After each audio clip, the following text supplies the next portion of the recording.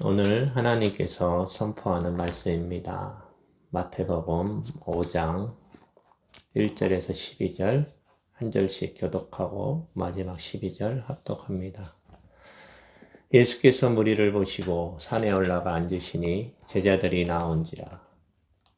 입을 열어 가르쳐 이르시되 심령이 가난한 자는 복이 있나니 천국이 그들의 것이며 애통하는 자는 복이 있나니 그들이 위로를 받을 것이며 온유한 자는 복이 있나니 그들이 땅을 기업으로 받을 것이며 의에 줄이고 목마른 자는 복이 있나니 그들이 배부를 것이며 긍휼히 여기는 자는 복이 있나니 그들이 긍휼히 여김을 받을 것이며 마음이 청결한 자는 복이 있나니 그들이 하나님을 볼 것이며 화평하게 하는 자는 복이 있나니 그들이 하나님의 아들이라 일컬음을 받을 것이며 의를 위하여 박해를 받은 자는 복이 있나니 천국이 그들의 것임이라.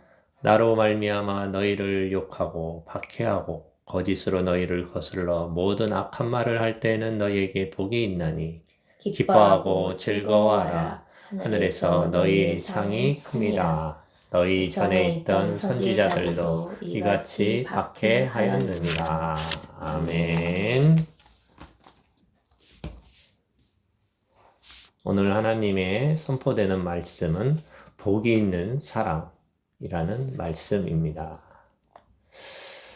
이제 세상에서 이 복이라는 단어는 너무나 많이 쓰이고 있고 또 복이라는 단어는 우리가 너무 많이 접할 수 있는 단어입니다. 특별히 지금같이 어렵고 질병이 난무하는 마지막 때가 다가오는 이 세상에 참다운 복은 무엇인가를 우리는 반드시 알아야 되는 것입니다. 그래서 그 복이라는 단어를 보면 국어사전적 의미에서는 이렇게 정의를 합니다. 삶에서 누리는 좋고 만족할 만한 행운 또는 거기서 얻는 행복. 두 번째로 배당되는 몫이 많은 것을 비유적으로 이르는 말이라는 것이 바로 국어사전적 의미입니다. 이렇게 복이라는 것에 대해서 사람들은 이런 생각을 많이 갖게 합니다. 그러나 우리는 믿는 사람으로, 예수를 믿는 사람으로 다시 한번 복이라는 단어를 깨달아야 되는 바랍니다. 그 복이라는 단어를 깨달으려면 어디를 봐야 되냐면 창세기 1장을 펴보시면 반드시 그 복이라는 것에 대한 정체가 드러나게 되어 있습니다. 창세기 1장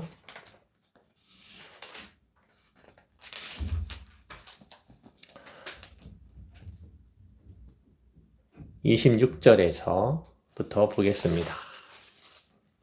하나님이 이르시되 우리의 형상을 따라 우리의 모양대로 우리가 사람을 만들고 그들로 바다의 물고기와 하늘의 새와 가축과 온 땅과 기는 모든 것을 다스리게 하자 하시고 하나님이 자기 형상 곧 하나님의 형상대로 사람을 창조하시되 남자와 여자를 창조하시고 하나님이 그들에게 복을 주시며 하나님이 그들에게 이르시되 생육하고 번성하여 땅에 충만하라. 땅을 정복하라. 바다의 물고기와 하늘의 새와 땅에 움직이는 모든 생물을 다스리라 하시니라. 하나님이 이르시되 내가 온 지면에 씨 맺는 모든 채소와 씨 가진 열매 맺는 모든 나무를 너희에게 주노니 너희의 먹을 거리가 되리라. 또 땅의 모든 짐승과 하늘의 모든 새와 생명이 있어 땅에 기는 모든 것에게는 내가 모든 풀을 먹을 거리로 주노라 하시니 그대로 되니라. 이것이 진정한 하나님이 사람을 만드시고 사람에게 약속한 축복, 즉 복의 정체입니다. 그러나 아까 이야기했듯이 세상에서의 복은 그렇지 않았다는 것입니다. 하나님이 그들에게 복을 주시며 먼저 얘기한 것이 뭡니까? 생육하고 번성하여 땅에 충만하라는 것입니다. 현 시대는 생육하고 번성하는 것을 싫어합니다. 왜냐하면 많은 사람들이 미디어 시대가 되어버렸고 모든 정보가 너무 풍족하기 때문에 결혼을 하는 것도 부담이고 아이를 낳는 것도 부담이고 왜냐하면 아이를 키우려면 거의 억대가 넘는 돈이 소요가 된다. 물론 한순간에 소요가 되는 것은 아닙니다. 그러나 그것 때문에 다들 겁을 먹고 결혼을 안 하게 돼버리고 또 아이를 낳지 않게 돼버리고 더 나아가 이제 동성애자까지 잘못된 이야기를 전파하고 있다는 것을 우리는 알고 있습니다.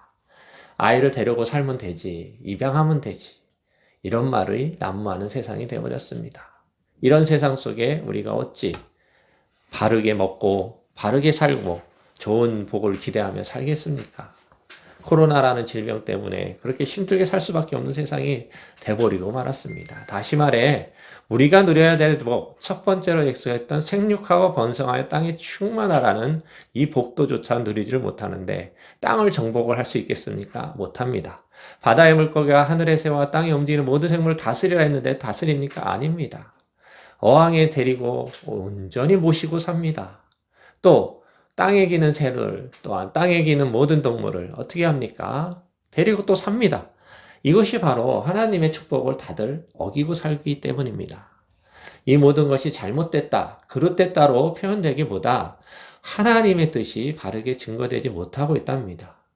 왜요? 하나님이 세상을 만들었기 때문에 그렇습니다. 많은 교회에서 많은 신앙생활을 하는 사람들은 반드시 알고 있는 말씀, 창세기 1장 1절, 태초에 하나님이 천지를 창조하시리라는 말씀입니다. 이것을 믿습니까? 하면 다 아멘합니다. 이것을 믿는다는 얘기를 다들 합니다. 그러나 태초에 천지를 창조하시는 하나님을 믿지만 그것을 다스리고 지켜라는 이 하나님의 축복은 우리가 지키지 못합니다. 왜냐고요? 그것을 싫어합니다. 왜냐고요? 그것에 의지하기 때문에 그렇습니다.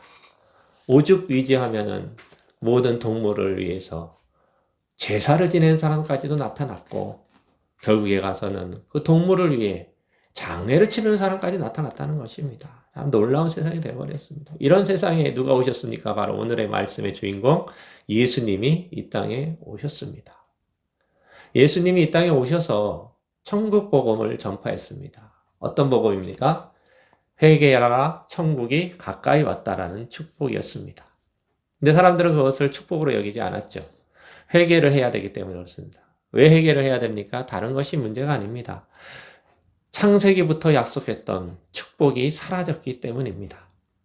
그래서 그들에게 천국 복음을 전파하시고 두루 다니면서 회당에 서서 가르치셨고 모든 악한 것을 또한 약한 것을 치료하시고 고치시고 중풍병자, 귀신 들린 자, 병에 걸린 자를 고쳤습니다. 왜요? 사람들을 모으기 위해서. 그 앞장 25절에 이렇게 시작됩니다. 갈릴리와 데가볼리와 예루살렘과 유대와 요단강 강 건너편에서 수많은 무리가 따르니라. 그리고 5장 1절에 예수께서 무리를 보시고 거기서부터 시작된 무리입니다. 고침을 받았고요. 복음을 들었고요. 그 다음에 모든 것을 익히 듣고 배우려고 모였다는 것입니다. 그래서 예수께서 무리를 보시고 산에 올라가 앉으시니 제자들이 먼저 나오게 됐습니다. 여기서 제자들은 어떤 사람입니까? 앞에서 나왔던 사람을 낚는 어부들을 이야기합니다. 그리고 지식과 가족과 삶을 버린 자, 즉 예수를 위해 따라보겠다고 나선 자가 바로 제자인 것입니다. 그들과 함께 이렇게 증거합니다. 입을 열어 가르쳐 이르시되. 우리가 지금 시작하고 있는 이 복이 있는 사람은 가르쳐 이르신 말씀입니다. 가르쳤다는 것은 뭡니까? 우리는 배울 마음이 있어야 된다는 것입니다. 우리가 배울 마음이 없으면 이것을 가르쳐도 이것을 들어도 깨닫지 못합니다. 귀를 닫고 있기 때문에 그렇습니다. 또한 생각이 많기 때문에 그렇습니다. 그렇기 때문에 이것을 우리는 가르쳐 듣는 마음을 먼저 열기를 바랍니다. 그래야만 오늘 증거되는 이 복이 있는 사람에 대해서 깨닫게 됩니다. 유명한 말씀입니다. 5장부터 1절에서 12절의 말씀을 통해 많은 사람들은 팔복이라고 증거하고 또 팔복이라고 정의를 내리고 또 팔복이라고 알고 있습니다. 그러나 보십시오, 여러분들. 우리는 반드시 깨달아야 됩니다. 왜냐고요? 여기서는 팔복이 아닙니다. 복이라는 단어가 9번이 나오고 있다는 것을 우리는 기억을 해야 되는 것입니다. 왜 다들 9번인데 팔복이라고 그렇게 생각을 했을까? 그것도 잘못된 것입니다. 왜냐하면 마지막에 있는 이 복이 정말 감당키 어렵기 때문입니다. 이것에 대한 말씀은 조금 이따 증거가 되겠습니다. 그럼 먼저 그 흔하디 흔한 팔복이라고 정의 내렸던 말씀을 다시 한번 복이 있는 사람, 하나님이 원하시는 창세전부터 예비됐던 그 복에 대해서 비추어 보며 하나님께 나아가려고 합니다. 입을 열어 가르쳐 이르실 때 첫 번째로 3절입니다. 심령이 가난한 자는 복이 있나니 천국이 그들의 것이미요. 아멘. 심령이 가난한 자는 복이 있다. 복이 있는 사람의 첫 번째 조건이 심령이 가난한 자. 심령, 말 그대로 마음심에 영혼을 씁니다. 마음과 영혼이 어떻게 된다고요? 가난해야 됩니다. 가난하려면 어떻게 해야 됩니까? 자신 스스로가 알아야 된다는 것입니다. 형편을 알아야 된다는 것입니다. 사람들은 돈을 쥐어지고 사람들은 억대의 돈을 갖고 있어도 불안해합니다. 왜냐고요? 그것을 지키기 위해 노력하기 때문입니다. 그것을 써버리면 아깝기 때문입니다. 그러나 가난한 사람들은 무서운 게 없습니다. 왜? 자신이 스스로가 무엇을 필요로 하는지, 무엇이 가난한지를 알기 때문입니다. 사람의 마음과 영혼조차 가난하려면 어떻게 해야 됩니까? 천국복음의 첫 번째 말씀, 회개하라, 천국이 가까이 왔다. 천국에 살고 있는 예수님이 스스로 내려오셔서 선포했던 말씀. 그 천국이 이제는 심령이 가난한 자에게 복이 있나니 천국이 그들의 것이라고 증거한다는 것을 기억하는 우리 모두가 되기를 바랍니다. 왜냐하면 하나님의 영역에 다시 한번 들어갈 수 있다는 것. 이 말은 즉슨 뭐냐? 에덴 동산에서 쫓겨났던 그 복이 있는 자의 복을 지키지 못하고 명하신 뜻을 지키지 못하고 죽음을 대면했던 그 아담과 하와가 쫓겨났던 그 에덴 동산 같은 천국에서 쫓겨났던 하나님의 영에서 쫓겨났던 자들이 바로 우리들의 조상이고 우리들의 모습입니다. 그렇기 때문에 먼저 심령이 가난한 자, 회개하고 자기의 마음과 영혼을 깨끗이 하는 자에게 천국이 그들의 것인 것을 알게 한다는 것입니다. 다시 부탁드립니다. 입을 열어 가르쳐 이르신 말씀입니다. 듣고 깨닫도록 노력하는 모두가 되기를 바랍니다.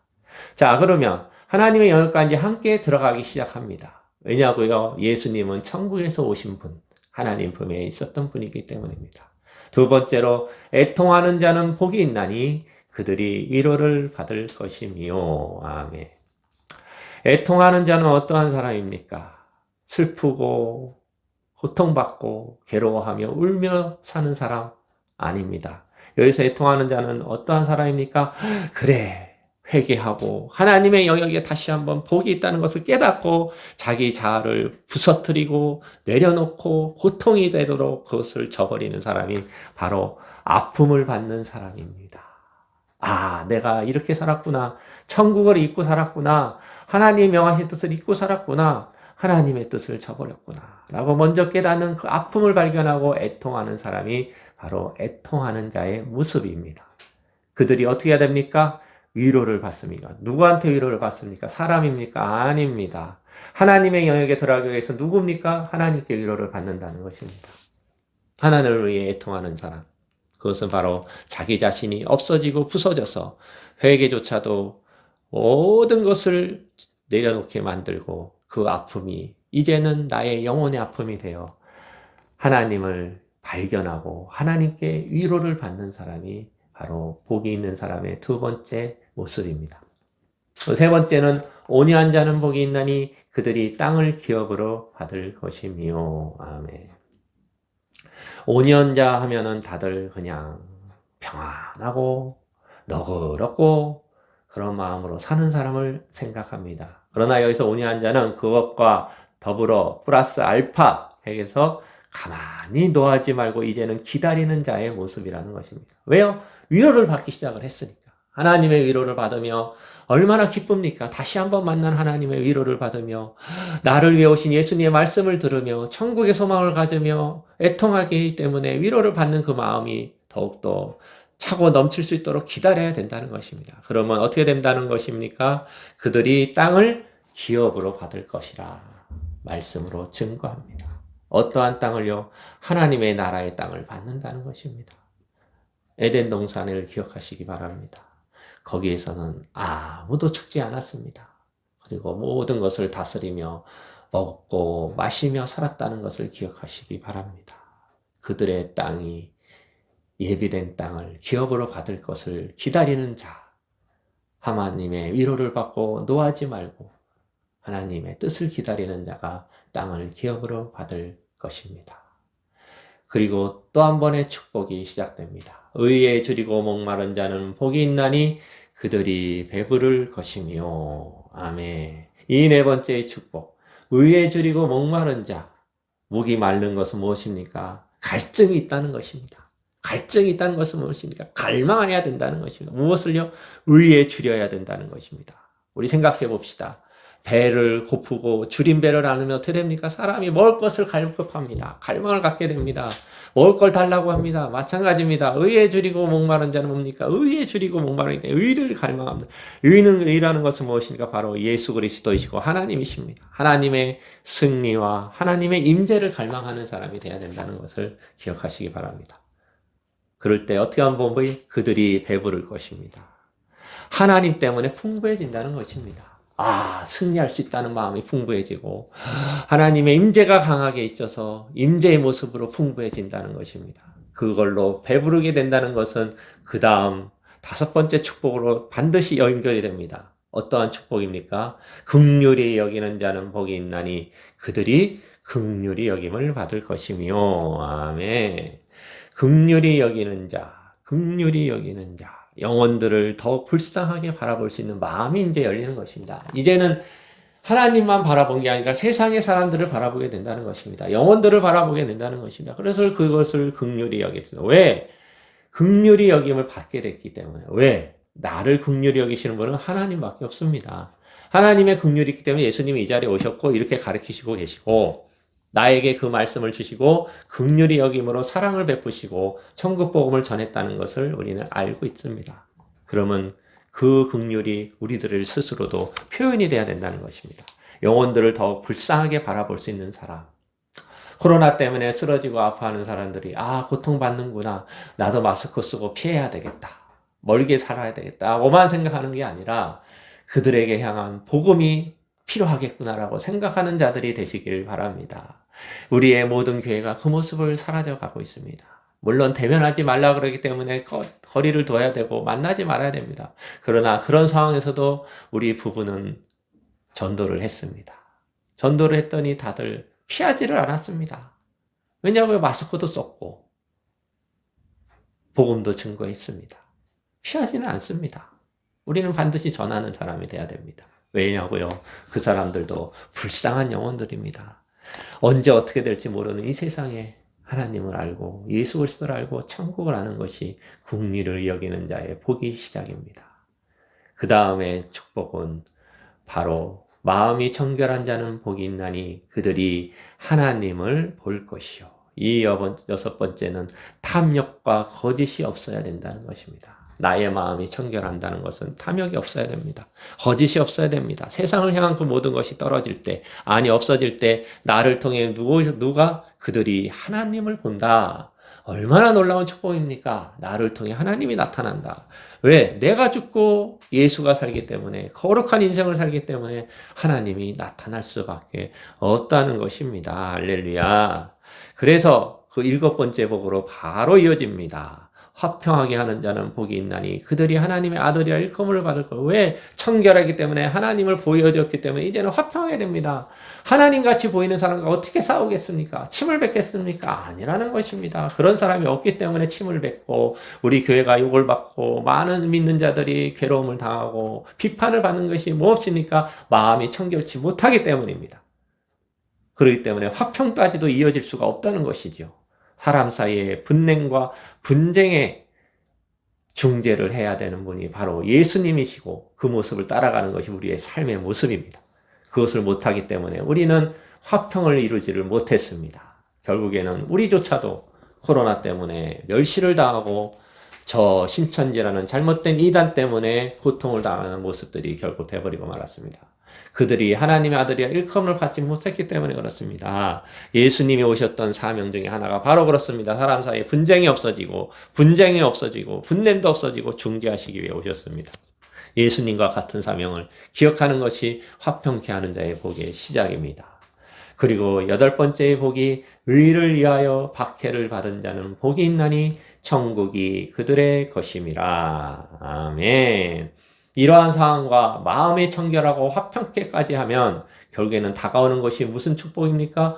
의를 위하여 박해를 받게 되기 때문에 그렇습니다. 왜냐고요? 이 모든 것을 지켜내기 때문에 그렇습니다. 반드시 지켜내야 된다는 것이. 저도 지켜냈고 우리 와이프도 우리 아내도 우리 전도사님도 지켜냈던 것이 무엇입니까? 바로 그것 때문입니다. 의를 위해 지켜냈다는 것이죠. 그래서 박해를 받았고 그러한 축복이 있었기 때문에 천국이 그들의 것이 된 거라는 것을 잊지 마시기를 바랍니다. 이 모든 고통 속에 천국 백성이 늘어나기 때문입니다. 우리는 고통받고 있지만 우리를 통해 반드시 천국 백성이 늘어나리라 믿습니다. 그것이 하나님의 뜻이기 때문입니다. 그것이 하나님의 뜻이기 때문입니다. 그리고 마지막에 복이 시작됩니다. 9번째 이 복은 놀랄만한 복입니다. 세상의 사람들은 감당 못합니다. 왜냐고요? 마음이 청결해야 되고 화평케도 해야 되고 의를 위하여 박해를 받아봐야만 이 모든 것을 이룰 수 있는 마지막의 축복이 남아 있습니다. 그것은 바로 무엇입니까? 나로 말미암아 너희를 욕하고 박해하고 거짓으로 너희를 거슬러 모든 악한 말을 할 때는 너희에게 복이 있나니 기뻐하고 즐거워하라. 하늘에서 너희의 상이 금이라. 너희 전에 있던 선지자들도 이같이 박해하였느니라. 아멘. 어떤 축복입니까? 하늘에서의 상이 큰 축복을 받는 우리 모두가 되기를 축복합니다. 그것이 진정 우리들의 목표가 되고 우리들의 복의 근원이 되어야 되는 것입니다. 예수 때문에 살고 예수 때문에 죽고 예수 때문에 이기고 예수 때문에 승리한다면 우리는 더 욕을 받고 박해하고 거짓으로 우리를 거스릴 사람, 악한 말을 하는 사람들이 많이 나온다는 겁니다. 그러나 기뻐하고 즐거워하십시오. 하늘에서 상이 큽니다. 우리를 전부터 말씀으로 지도하고 예언하고 태어냈던 선지자들, 신앙의 선지자들의 선배들도 똑같이 박해를 받았습니다. 그렇게 살아왔습니다. 우리들의 이 축복, 복이 있는 사람은 결국 하늘의 상을 받는 사람, 세상에서 박해받는 사람이 돼야 되는 것을 잊지 마시기를 바랍니다. 온 교회가 이제 코로나 때문에 무엇을 두려워하고 있습니까? 하늘의 상이 크다는 것을 잊지 마시고 선지자들도 박해를 받았고 우리들도 박해를 받고 있고 모든 사람이 박해받고 있다는 것을 잊지 말고 그것을 저버리지 말고 다시 한번 하나님 앞에 무릎으로 나와 하나님이 예비하신 상을 더욱더 갈망하는 모든 교회, 모든 믿는 자들, 모든 하나님의 사람들, 복이 있는 사람들이 되기를 예수 그리스도의 이름으로 축복합니다. 아멘.